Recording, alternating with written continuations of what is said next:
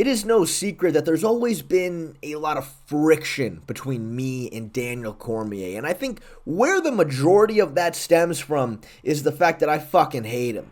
I hate him. I legitimately hate him, and I hate him because he's so goddamn lazy. He does not give a fuck about his UFC commentary job. I don't think he even gives a fuck about understanding fighting in the slightest. This is something that Dominic Cruz called him out for.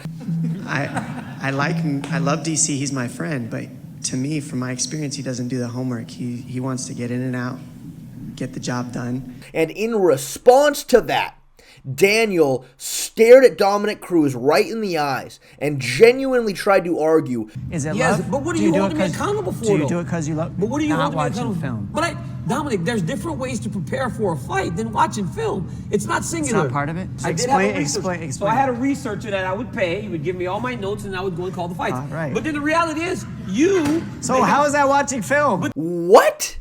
Is it that goddamn hard to sit on your fat ass and actually decide to watch some fights of the people you're going to commentate on? Is it that hard that you need to go out of your own goddamn pocket and pay someone to do it for you? What? How? But okay, all right, we're getting a little off track here because on top of all of this, Daniel made some comments recently about wrestling in MMA that legitimately left me jaw dropped. I couldn't believe it. I mean, the one thing Daniel Cormier had, at the very minimum, was that he understood the sport of wrestling. But what we learned recently was that he doesn't really understand wrestling. He understands pure traditional wrestling, but he has no concept of how wrestling works in MMA. And it all stemmed from the fact that MMA Guru put this tweet out regarding the Tatiana Suarez versus Zhang Weili fight, basically saying that he does not trust USA wrestling credentials anymore, and idiots like Daniel Cormier, and not an idiot, but also Chael Sonnen, would try to argue that, oh, just wait for these fucking monsters coming out of the NCAAs, you gotta watch out for them. But look, the sport has moved on. The sport has changed. Wrestling credentials, they don't really mean anything in MMA anymore. And Daniel Cormier, look, in my opinion, he's very aware of this. He's very aware that the background he comes from, the discipline that led to him having success in MMA, essentially what he holds as the most important aspect of MMA, is just getting swallowed. It's disappearing. Times have moved on, and Daniel doesn't like it. He really doesn't like it. And what it seems to me, Daniel Cormier, I think, is very aware of this. I mean, I think he understands what the point Guru was trying to make, and I think he does maybe at some level understand the issues with pure wrestling. I mean, again, right, the literal caption for this segment is USA wrestling credentials under question. So, he understands he can't really argue that. So he completely shifts the argument to, he's wrong, Chael. He's wrong. Just because the best guys aren't coming anymore doesn't mean that wrestling doesn't work. Hell, we're still living in a world right now, Chael. We're living in a world right now where John Jones' background, wrestling. Sure, he's a junior college national champion, but he's a wrestler. At 155, Islam Makhachev's background is combat sambo. And what else? Wrestling. No. This champion wrestles, and this person wrestles, and this person wrestles. It's like, oh, thanks, Daniel. Who would have fucking thought in order to use a skill in MMA, you have to practice the skill? Yeah, we fucking know that, dude. But you hear what he says here. He goes, Islam Makhachev, what's his background? Combat sambo. Okay, first of all, why bring that up? Why bring up combat sambo? That's not wrestling, dude. That's not what? Combat sambo is not wrestling, okay? That's MMA with a gi jacket on, all right? Even traditional sambo, right? You're wearing a gi jacket. It's very judo-based. There are submissions on the ground. That is literally by no means wrestling. The rule set is completely different, but for some reason decides to bring that up as if it means anything, but then he goes, and wrestling, and then moves on really quickly. Islam Makhachev has never had a wrestling match in his life.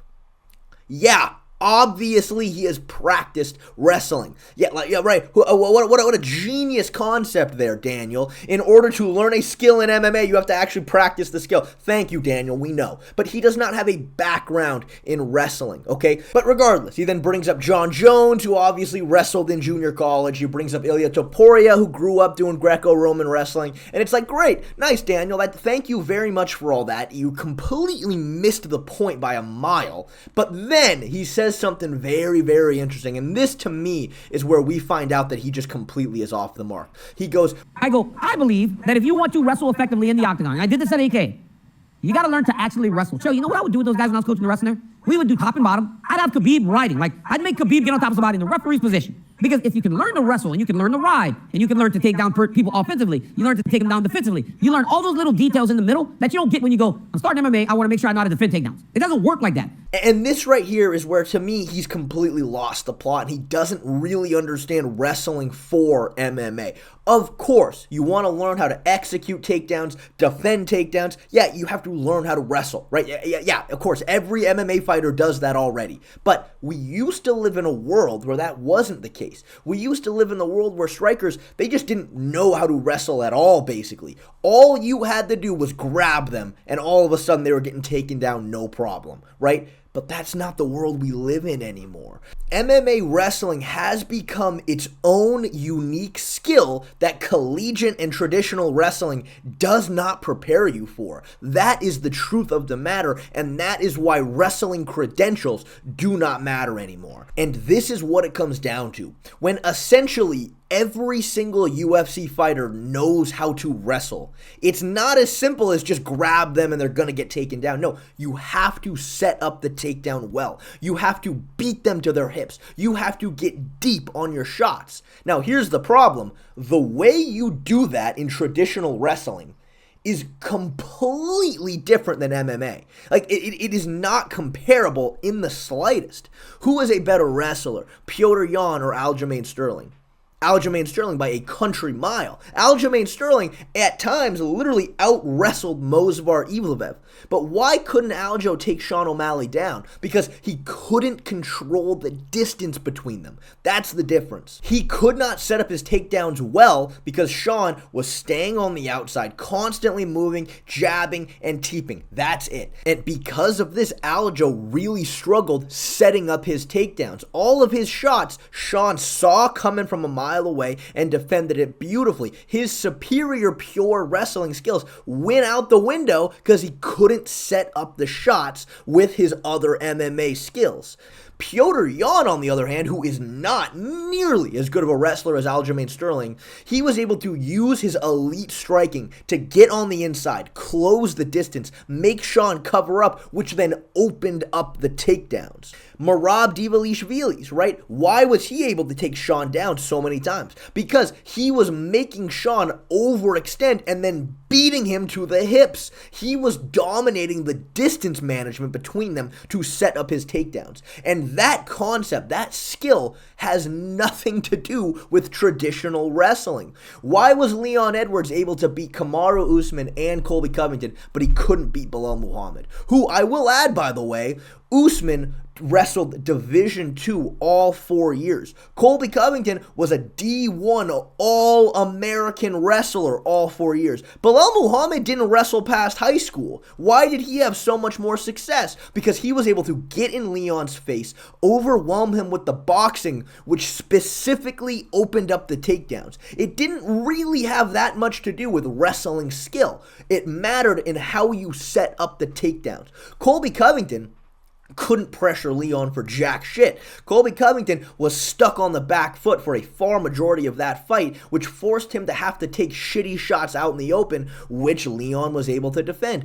Usman did a lot better with the distance management, but again, he was not overwhelming Leon like Belal Muhammad did. He was looking to land bigger, more individual shots before shooting, and Leon was just seeing these takedowns coming and was ready to defend it.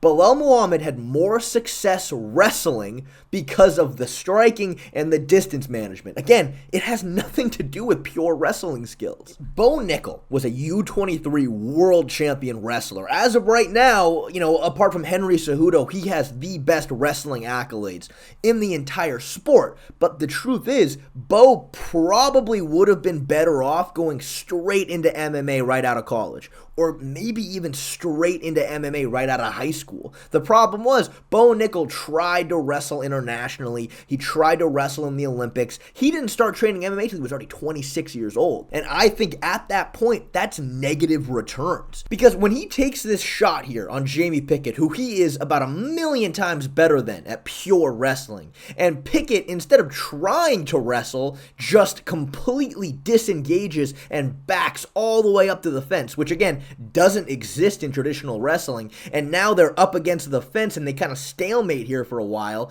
They're doing, at this point now, a completely different game than traditional wrestling. Fence wrestling is essentially its own unique sport. Bo Nickel does not have more experience fence wrestling than Jamie Pickett does. And of course, right, he may or may not have hit him with a low blow before finally getting him to the ground. But again, right, all of those extra years of wrestling internationally through his mid-20s, that did not help him. He should have been doing MMA as early as he physically could have. Of course, though, I want to make myself very clear here. It's not that you shouldn't train traditional wrestling. Of course you should, but that's the same with every other aspect of MMA. The fact of the matter is, wrestling accolades do not matter because MMA wrestling is its own unique skill. And the wrestlers that we see dominating in MMA today don't necessarily come from these crazy high wrestling accolades. Because again, when you're dedicating your prime years in your 20s